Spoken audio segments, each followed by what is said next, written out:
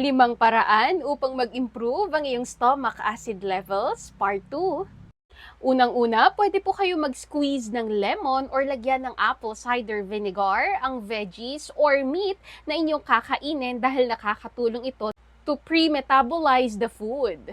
Dahil dito, nakakatulong po yan for nutrient absorption and better digestion.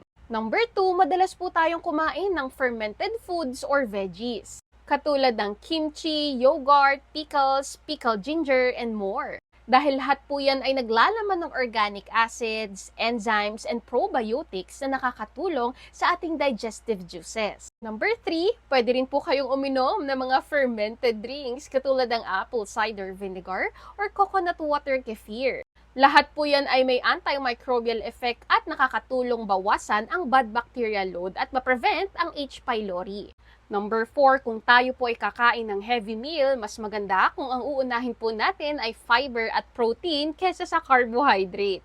Dahil nakakatulong po ito sa ating acid production. And number 5, kumain po tayo ng heavy meal kung tayo ay relax. Lagi po nating tatandaan ang brain and gut connection at malaki po ang kinalaman ng stress sa stomach acid production. Kaya kung tayo ay palaging busy at nagmamadaling kumain, malaki po ang tsansa na mahihirapan din po nating tunawin ang ating pagkain.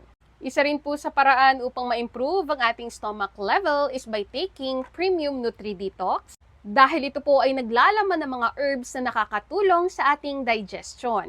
Katulad na lang ng wheatgrass, barley, lemongrass, moringa, jute leaves, and more na matataas sa fiber.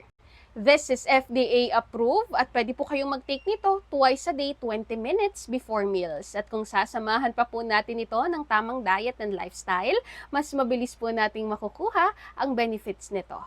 Prevention is always better than cure. Stay healthy po!